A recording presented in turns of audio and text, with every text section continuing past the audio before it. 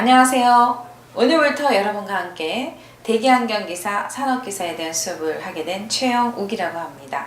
그러면 대기란 과목은 어떤 것인가 보면은요, 우리가 환경 과목에 수질, 대기, 폐기물, 소음진동, 그 다음에 하나 더 있다면은 자연생태보건기사가 있습니다. 그러면 과목은 5가지지만 마지막에 얘기했던 자연생태보건은 우리 환경보다는 조경 분야에 가깝습니다. 그래서 환경은 일단 4가지로 보시면 되겠고요. 그 첫 번째에 해당하는 수질, 대기 이랬을 때, 세 번째는 폐기물, 네 번째 소음진동, 5번째 자연생태보건.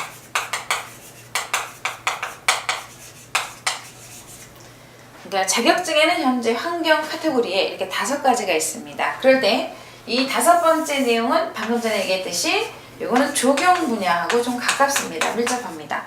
그래서 우리 환경 학생들이 많이 공부하진 않고요. 일단 자격증은 주가 뭐를 위주로 하느냐? 수질, 대기 위주로 공부하고 계십니다. 그러면 환경 공부하러 왔습니다 하고 학생들이 이제 오프라인 강의에서 상담을 합니다. 그러면 무슨 공부를 하려고 하는데 환경이요 그래 무조건. 그래서 환경이 뭐냐 했더니 그 친구들이 갖고 있는 생각은 수질입니다. 그래서 많은 대학에서 한 70% 정도는 학교에 대한 수업 내용들이 수질 위주로 짜여져 있기 때문에 학생들이 환경하면 수질을 떠올리시는 거고요. 그 다음에 한 20-30%? 30%까지는 대기 쪽이 좀 강세인 대학들이 있습니다. 그래서 학생들이 일단은 대기는 좀 어렵다 이런 인식을 많이 갖고 계시고요. 또 하나가 대학에서도 이 대기 파트는 전공을 하시는 전공 교수님보다도 일단 시간 강사가 많은 편이십니다. 그러다 보니까 학생들이 조금 재미없다, 어렵다는 인식이 많이 갖고 계시는데 오늘 이 시간부터 저와 같이 수업을 하신다면 대기는 재미있는 과목이고 자격증 취득도 보다 쉽게 하실 수 있는 과목이라는 것을 여러분이 몸소 느끼실 수 있게 되는 시간이 되도록 하겠습니다. 그러면 일단 수질이란 과목과 대기란 과목이 있을 때 이 수질은 그 선호도도 보면 여학생, 남학생 비율에서 요새는 여학생이 좀 많아졌습니다. 그래서 예전에는 수질과 대기가 거의 남학생이 주가 많았었는데 요 근래는 수질도 여학생이 많아지고 대기가 특히 많은 변화가 있습니다. 아주 7:3 비율이 됐다가 지금 6:4, 때에 따라서는 5:5까지 이렇게 대기에 대한 공부를 하신 분이 많아지셨습니다. 그러면 이 수질이란 과목은 자격증 취득함에 있어서 취득을 했다고 했을 때 그거는 법으로 또 이 폐기물에 대한 일도 겸임을 하실 수가 있습니다. 그러다 보니까 수질 자격증 있으신 분들이 그 다음에 폐기물을 공부하시는 경우도 있는데 요거보다는 오히려 수질과 대기 쪽으로 이렇게 짝을 맞추시는 게 조금 더 취업처가 폭이 넓다는 거. 그러면 수질의 수처리 과정에서 마지막 찌꺼기를 가지고 폐기물 처리로 들어갔거든요. 예전에는 수질 과목에 들어갔던 내용들이 1992년에 요게 폐기물이 빠져나왔습니다. 그래서 자격증 과목으로 빠져나온 거고 그 다음에 이제 대기 분야는 요거와 또 폐기물을 또 연결해서 가지려고 하시는 분도 있는데 대기에서 열 관리에 대한 열 폐수 그럴 때는 그 열 효율에 대한 설명이 나올 때는 오히려 그거는 이 폐기물에서의 열 효율이 대기 분야에 또 연결이 됩니다. 그래서 여러분들이 이 수질과 대기를 갖고 계시는 것이 조금 더 폭넓게 취업처를 찾으실 뿐만 아니라 공부도 다양하게 하실 수 있습니다. 그러면 지금 현재는 수질에 대한 자격증을 갖고 있으면은 폐기물도 법으로 하실 수가 있고요. 요 대기에 대한 자격증을 갖고 있어도 폐기물을 하실 수가 있습니다. 그런데 폐기물에 대한 자격증을 가졌다 하면은 수질 쪽이나 대기 쪽은 갈 수가 없어요. 그래서 여러분이 일단은 폭넓고 다양하게 쓸 수 있는 것이 대기와 수질이라는 거. 그 다음 또 하나가 대기에 대한 자격증을 갖고 계신 분들은 산업위생기사에 대한 자격도 겸임을 하실 수가 있습니다. 보건안전관리자로 해서. 그래서 예전보다 좀 폭넓게 대기가 쓰이고 있는 편인데 그러다 보니까 학생들도 공부함에 있어서 조금은 접근을 많이 하고 있습니다. 그래서 인원수로 본다면 수질이 한 7,000명에서 8,000명 사이가 되고요. 거의 이제 8,000명에 가깝고 있고 대기도 5-6,000명으로 지금 들어가고 있습니다. 그래서 수질에 대한 것이 대기하고가 3분의 2는 거의가 수질이고 3분의 1이 대기 쪽으로 좀 진행하는데 그게 조금씩 수질에 대한 개념으로 갖고 가고 있습니다. 그래서 조금씩 학생들이 좀 늘어났다고 보시면 되겠고요. 그러면 이 공부 자체가 어렵냐? 그렇게 어려운 건 아니고요. 일상생활에서 볼 수 있는 것들이고 텔레비를 틀면 환경 쪽에 대한 내용들이 많이 나옵니다. 그 내용들이 여러분이 많이 익숙했던 건데 그걸 이제 공부라고 하니까 조금 어렵게 이제 보는 시각들이 계시는 거예요. 그래서 수업하면서도 이러이러한 분야를 제가 예를 들을 때 주변에서 많이 보는 설명들을 하고 있습니다. 그러면 이 네 번째에 해당한 소음 진동은 같은 환경 카테고리에 있는데 요거는 오히려 수질 대기하고 조금 다르게 요거는 각 대학에서 기계과 학생이라든가 물리과 학생들 그런 학생들이 조금 더 쉽게 접근하십니다. 환경 쪽에서는 소음이 조금 환경과 같은 카테고리에 들어가지만은 이 진동 분야를 환경 학생들이 좀 어려워하고 있습니다. 그래서 진동 분야는 기계과 학생이라든가 또는 물리과 학생들이 조금 쉽게 접근하다 보니까 이 환경 이해 학과 학생들에서도 이 소음 진동을 취득하고 있습니다. 그래서 이제 주로 여러분들이 공부하고자 하는 것은 수질과 대기 쪽으로 일단 수질을 따신 분은 오늘 이 시간부터 대기를 따면서 쌍기사에 도전하시고 또 대기를 오늘 처음 시작하시는 분들은 따셨다가 수질에 대한 기사까지 가신다면 여러분들이 1년에 기회는 3번이 있습니다. 자격증 시험이 전반기가 3월에 있고요. 중반기가 5월에 있고 후반기가 8, 9월에 있습니다. 또 10월까지 가는 경우도 있는데 주로 8, 9월을 본다면 이 수질이 3월, 5월, 8월 얘기한다면 대기는 3월, 5월, 9월 이런 식으로 그래서 그 1, 2, 3, 4 4번의 시험에서 수질 3번, 대기 3번의 시험이 있습니다. 그러다 보니까 여러분들이 이제 이 수업에 대한 내용을 포커스를 갖다가 대기 쪽으로 이제 수업을 진행하는 거니까 대기에서 공부를 기초를 갖다 잘 다져 놓으시면 또 수질을 공부할 때 그 시간이 굉장히 줄어들 수가 있습니다. 그 얘기 뭐냐면 일단 오늘이 대기가 처음이라 하신 분이 대기를 공부함에 있어서 한 80시간이 필요하다고 하자. 그러면 수질을 공부할 때는 40 내지 50시간만 필요하십니다. 그럼 나머지 시간은 뭐냐면 대기에서 이미 단위나 기초 과정을 많이 들어갔기 때문에 수질을 쉽게 접근하시는 거고요. 또 수질의 공부를 먼저 시작하신 분이 대기를 공부하고자 한다면 마찬가지로 지금 80시간의 수질이 필요하면은 대기도 40 내지 50시간만 투자하시면은 자격증을 쉽게 취득하실 수 있습니다. 그만큼 얘네들의 연관성이고 그 강의의 기본을 깔아주는 시간이 오는 시간으로 보시면 됩니다. 그러면 이제 대기는 이 수질과 같이 자격증을 취득함에 있어서 취업처를 봤을 때 어디가 좀 넓으냐 하면은 현재까지 수질에 대한 자격증 취득 인원이 대기보다 많습니다.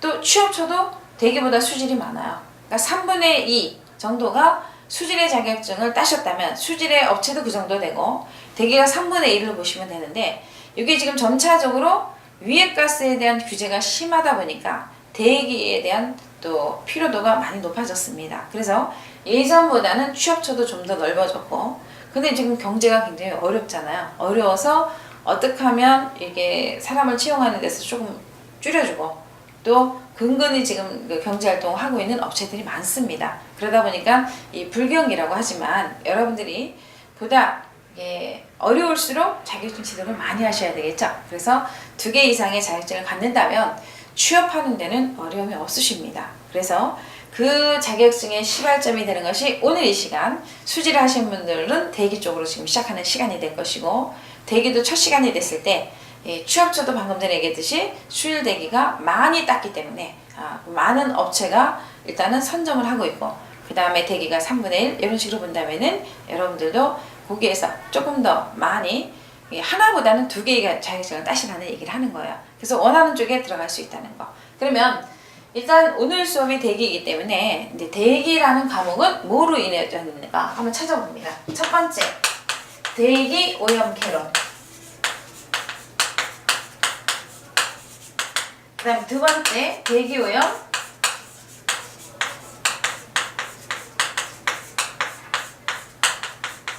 세 번째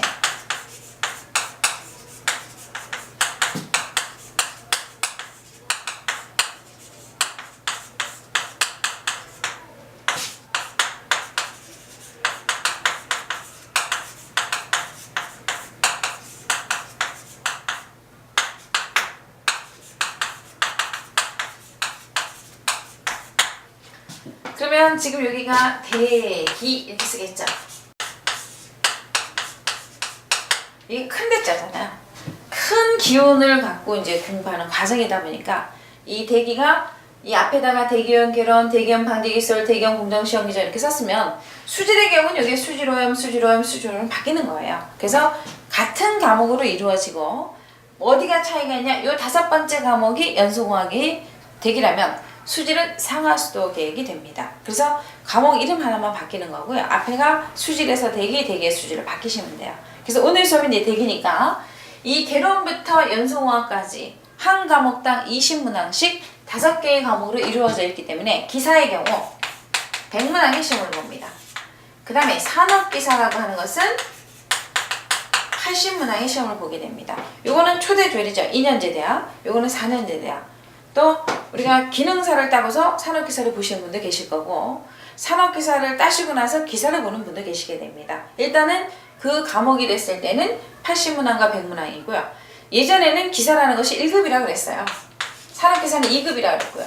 그래서 다른 과목에 대한 수업을 하다 보면 환경 쪽에 대한 것에 환경기사 1급, 환경기사 2급 아직도 그렇게 쓰는 그 책들이 있더라고요. 근데 이제 명칭이 바뀌었죠. 이렇게 기사는 우리가 1급에 해당했던 기사라 불러주고 그 다음에 그건 산업기사를 한다. 그래서 공부의 차이가 한 과목, 연소공학이라는 분야의 차이만 기사, 산업기사로 구별을 합니다. 그래서 우리가 요 5과목제에 해당하는 연소공학은 기사에서만 시험 보지만 우리 대기 배우시는 친구들은 기사, 산업기사 구별이 별로 없어요. 그게 뭐냐? 이 연소공학이 산업기사에서는 안 나와요. 안 나오기 때문에 전혀 안 하는 게 아니라 여기 안 나온다 해서 여러분들이 수업할 때 빠지시는 분이 많습니다. 그러나 요 과목이 어디로 들어가냐면 여기로 들어가요. 대기업 방지기술.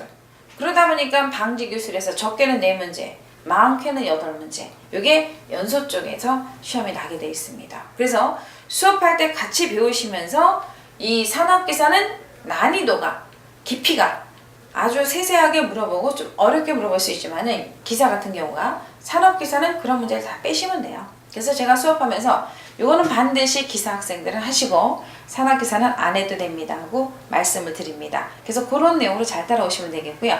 그러면 이 전체 5과목 중에서 어느 과목이 쉬우냐? 그래서 상담을 이제 오프라인 강의하면서 학생들이 상담을 해보면 저는 외우는 건 자신 있어요. 계산 문제는 도통 못하겠어요. 계산기는 샀는데 쓸지도 몰라요. 이러신 분들 계십니다. 그런데 여러분들이 계산 문제 모르더라도 합격을 하실 수 있어요. 하실 수가 있지만은 주관식에 있어서는 거의 떨어지게 됩니다. 그러면 그 어려운 걸 왜 해야 되느냐? 근데 실무에서는 계산을 하셔야 되거든요. 그래서 계산이 어렵다고 했던 분들이 상담하면서 어렵다는 분들이 강의를 듣고 나서는 오히려 계산 문제가 많은 게 좋은데요 하는 얘기를 바뀌게 됩니다. 그 내용이 뭐냐? 기본적인 수업을 잘 이해를 하셨다면 어려운 걸 다 하실 수가 있다는 얘기예요. 근데 이제 급하니까 어려운 거대로 막 외워버렸어요. 계산도 외워버려요 학생들이. 근데 잠깐 바꿔버리면은 그걸 응용할 줄 모릅니다. 그래서 저하고 수업하는 시간은 기초부터 수업하기 때문에 어떤 문제를 받기더라도 여러분들이 거기를 다 풀 수 있는 그 실력까지 올려드리는 수업이 됩니다. 그러면 일단 외우는 거는 뭐가 되냐면 대기업 개론, 대기업 공정시험 기준, 법규 요 3과목 거의 이론적으로 외우는 내용이 많습니다. 그 중간중간 계산 문제도 있긴 하지만 다른 과목에 비해서 이론이 많이 차지하고요. 그럼 첫 번째 대기업 개론이라는 것은 얘는 전부 과목이 들어가요. 그게 뭐냐면 방지기술에 해당하는 것도 들어가고 지금 여기에 써있는 공정시험 기준에 해당하는 항목도 또 이론적으로 좀 들어가고 법에 대한 것도 들어가게 됩니다. 그래서 첫 번째 과목이 대기업 개론이다. 개짜, 10개짜. 이론을 연다는 얘기야. 오염에 대한 이론을 열어 들어가다 보니까 오염은 어떻게 배출되고 그걸 방지하려면 어떻게 해야 되고 어떤 시험 방법의 기준에 의해서 그럼 법의 제재를 받으려면 그 시험 기준에 대한 농도에 대한 배출량 기준, 뭐 환경 기준 그걸 벗어났더라. 이제 그런 과정까지가 전부 연관성 있게 움직여집니다. 그래서 일단 여러분이 요 개론 시간이 제가 수업 비중에서 많은 시간이 할애됩니다. 여기에 해당하는 내용도 조금씩 설명이 다 들어가다 보니까 그러면 이제 본 과목에서는 여기 이미 기초를 했기 때문에 조금 수업 시간들이 빨라집니다. 아시겠죠? 그래서 이 과목 5개 중에서 치중하는 거는 1차 객관식 시험에서는 시간이 좀 여유가 있어요. 공부하는 시간이. 그래서 여러분들이 자격증을 빨리 따고 싶어 하는데 거의 준비하는 기간이 산업기사 기사 똑같이 필답형은 한 2개월을 준비하시고 그 다음 실기는 3주나 4주를 공부하시게 됩니다. 그래서 총 한 3달 정도가 진행이 된다고 보시면 되는데 또 빠르게 한 달 안에 붙기도 합니다. 조금의 노력을 더 하시는 거겠죠?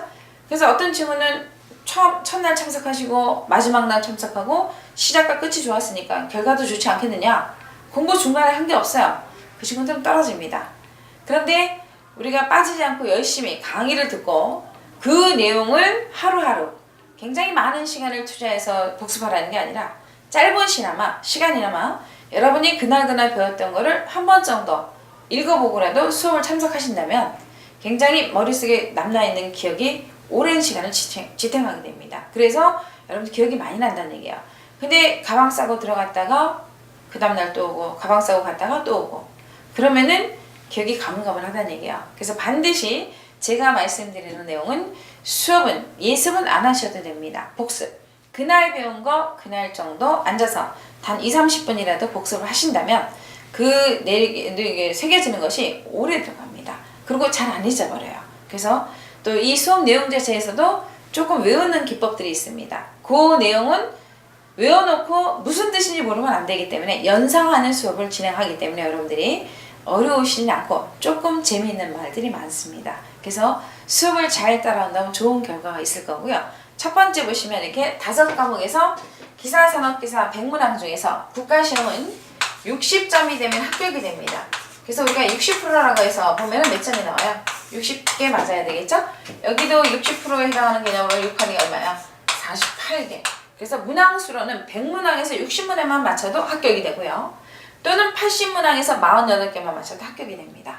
그래서 제일 좋은 점수 60점, 90점 보다도 그럼 60점 맞으나 90점 맞으나 자격증이 똑같아요. 실기까지 패스를 했을 때. 그래서 여러분들이 뭐 카트라인선에 간당 못 떴더라도 실기에서 잘하시면 되거든요. 그래서 정 안 되면 외우세요. 몇 개라도.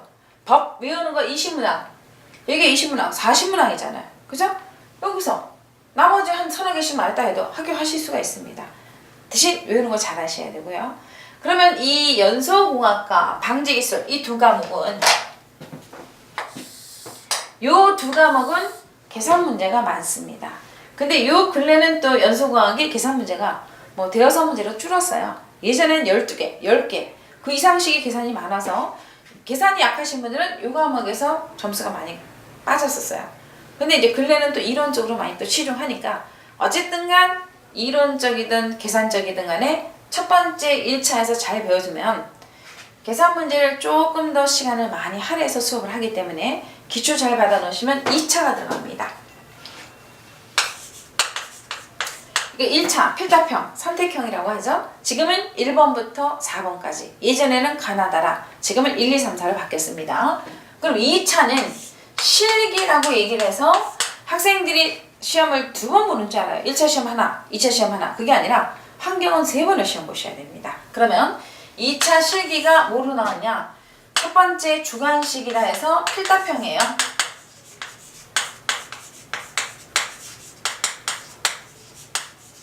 뭐뭐에 대해서 쓰시오. 뭐뭐를 계산하시오. 이렇게 나옵니다. 쓰든가 계산하든가 빈 종이에다가 써셔야 돼요. 그래서 그 내용이 요게 60점이 됩니다. 그래서 주관식 60. 그 다음에 분석 실험. 요게 40점. 합이 100점이잖아요. 국가시험은 다 뭐라고요? 60점이 합격하기 때문에 우리가 계산 문제 너무 어렵다고 골똘히 뭐 이렇게 고랍할 필요가 없어요. 고랍할 필요가 없이 정 안 되면 좀 기본적인 것만이라도 잘 봐놓으셨다가 여기에서 주관식 시험이 10문제에서 13개, 14개, 뭐 12개 이렇게 나올 때도 있거든요. 그럼 이제 간단하게 봐서 우리가 10문항의 시험이 있다고 하자. 그럼 하나당 몇 점이에요? 6점이죠. 6점에 10번을 곱하기 10을 하면은 우리가 60점이 나오잖아요. 그러면 자격증은 6점이 되면 합격되는데 요 주관식을 다 맞고 분석 실험을 안 갔어요. 그래도 떨어지게 됩니다. 하나라도 빵점이 나오면 안 되거든요. 그래서 여러분이 주관식 보시고 실험도 참석을 하셔야 된다는 거. 그러면 이 10문제가 출제가 됐다면 우리가 6문제를 맞았을 때가 60점 만점이 되죠. 그런데 10문제에서 만약에 3문제를 맞았다고 하자. 그러면 3, 6은 18이 되죠.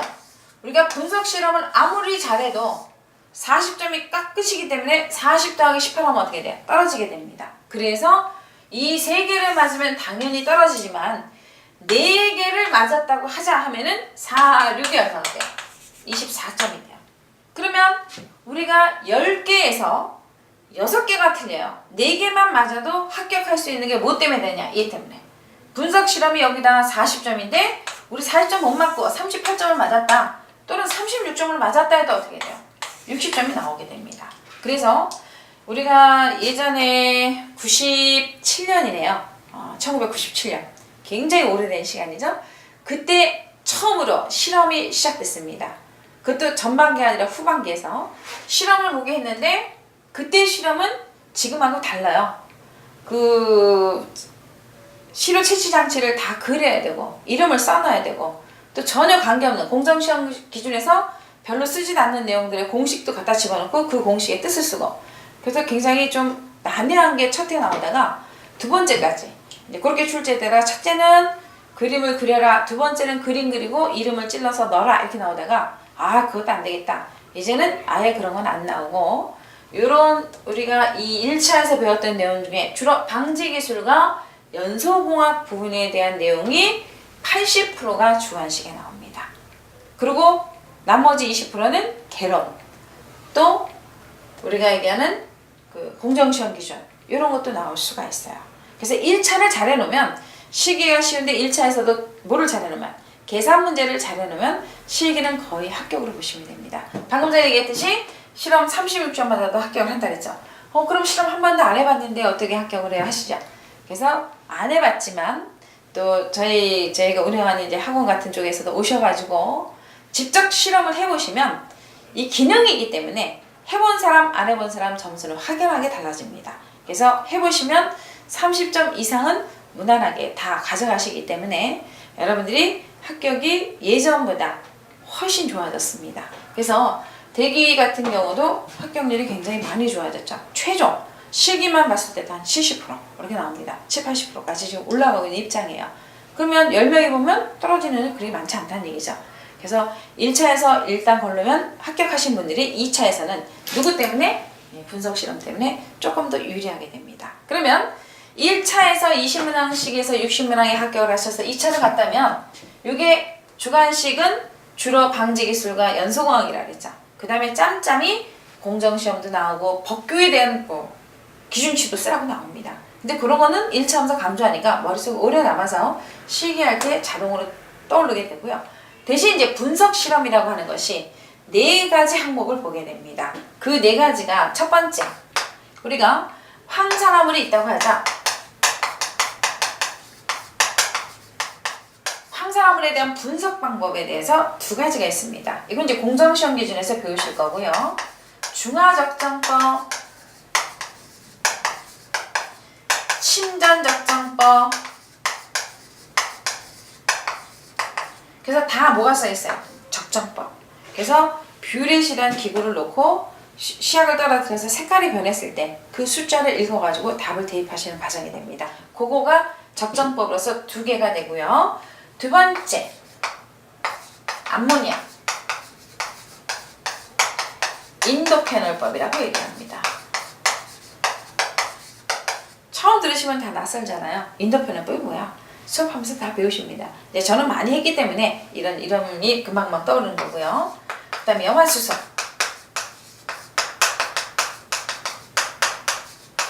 티오시안 또는 치오시안이라고도 얘기합니다. 티오시안산 제2수용법. 그래서 이 명칭은 3개예요. 근데 첫 번째 과목에서 2개가 나와요. 그래서 하나, 둘, 셋, 넷. 그러면 방금 전에 적정법은 뷰렛을 넣고 시약이 집어넣어서 흔들어서 색깔이 변색되는 걸 갖고 찾아내는 방법이라면 얘네 둘은 흑강강도법이라서 기계를 이용해서 여러분이 만들어서 조제한 시약을 갖다가 빛을 투과해서 읽어준 값으로서 찾게 됩니다.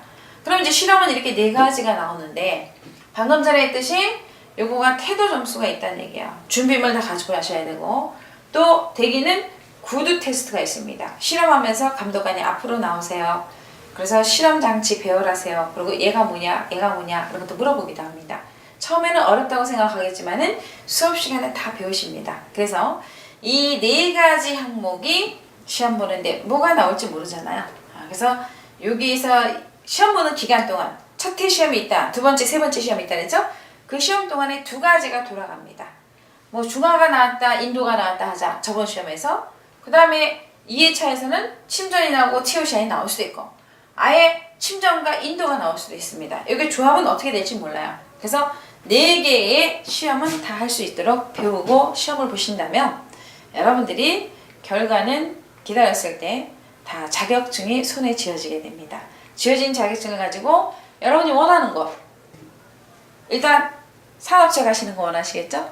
나는 싫어요, 공무원 할 거야 하신 경우도 있어요. 근데 공무원은 필수가 또 뭐예요?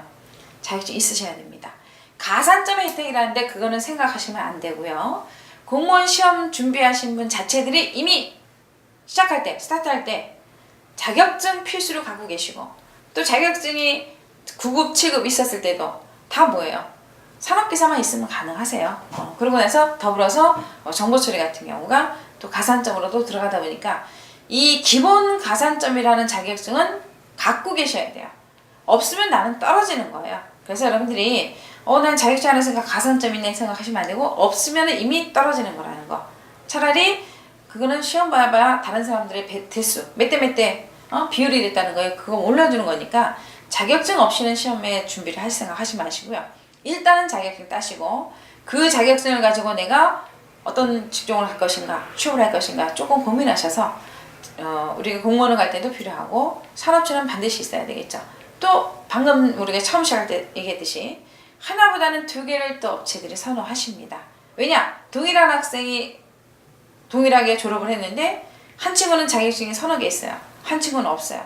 시간 활용은 어떻게 잘했느냐. 거기서도 여러분의 시간 싸움을 잘한 친구가 유리하게 됩니다. 그래서 이 자격증 공부는 조금의 투자로 여러분들이 영어 같은 경우는 어떻게 되세요? 굉장히 오랜 시간에 우리가 영어에 투자한 돈이 많고 시간도 많아요. 근데 그게 눈에 띄는 변화는 없어요. 그죠? 안 하면 잊어버리고.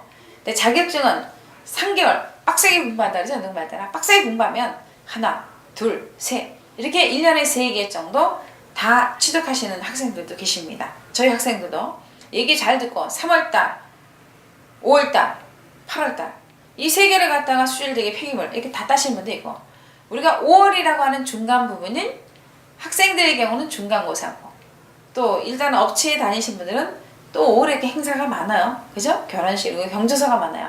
그런데 참석하다 보니까 공부를 조금 소홀히 하십니다. 그래서 5월을 시험을 안 보시는 경우가 많아요. 그럼 일단 1년 중에서 제일 많이 보는 때가 언제라는 얘기야? 겨울방학이죠. 기간이 길잖아요. 그죠? 겨울방학에 공부해서 3월달에 치중합니다. 거의 60% 이상이 60에서 70%가 3월달 시험에 도전하고 그 다음에 중간에 5월달은 한 10% 20% 많이 보지도 않아요. 그 다음에 마지막 우리가 여름방학 학생들의 경우는 여름방학이잖아요. 또는 또 기업체에 준비하시는 거 근무하시는 분들도 올해 마지막이니까 그래서 도전들을 하시는 분들이 계십니다. 그러다 보면 일단은 첫 번째, 두 번째, 세 번째에서 내가 어느 쪽에 속하느냐 여러분들이 이 강의를 잘 들으시고 자기의 필요한 때 좋은 결과가 있으시도록 열심히 또 저와 함께 같은 한 배를 탔으니까 모든 분들이 강의를 듣신 모든 분들이 자격증을 따셔서 원하는 곳에 취업을 할 수 있도록 제가 최고의 강의로서 최선으로 노력을 해서 여러분한테 보다 쉽게 전달하여서 여러분이 자신있게 자격증을 취득하는 시간이 될 수 있도록 강의를 하도록 하겠습니다. 그래서 일단 강의는 이렇게 1차, 2차가 진행되는 거 설명을 드렸고요. 그러면 이제 제일 중요한 게 뭐냐면 단위 환산이에요. 그래서 제가 과목에 대한 설명이 이렇게 진행되고 나서 이제 수업을 딱 처음을 할 때 계산 문제에 대한 수업이 나왔을 때 여러분들이 많이 당하는 게 오늘 수업하는 가장 기본 강의 단위도 많지 않습니다. 그 한 5가지에 대한 단위를 왔다 갔다 이렇게 여러분들이 볼 줄 아시는 거 그 능력만 가지시면 이제부터 시작할 때부터 저는 외우는 것만 자신 있고 계산은 포기했어야 했던 분들도 계산이 재밌어지는 시간이 되겠습니다. 그래서 여러분들이 조금 더 이제 마음을 열고 자신 있다는 말, 할 수 있다. 그럼 되잖아요. 그렇죠? 할 수 있다. 어렵다고 했지만 할 수 있다 해서 예전보다는 많은 학생들이 대기를 이제 하고 있습니다. 근데 여러분들도 태어난 게 늦게 태어났으니까 지금 수업 듣는 거 아니에요. 그리고 또 다른 일이 바쁘셔서 이제부터 수업을 하려고 하시는 거니까 이 시간부터 잘 따라오신다면은 대기 굉장히 쉽게 접근해서 쉽게 취득할 수 있다는 거. 그래서 잠깐 뒤에 여러분과 같이 단위원산에 대해서 배워보도록 하겠습니다.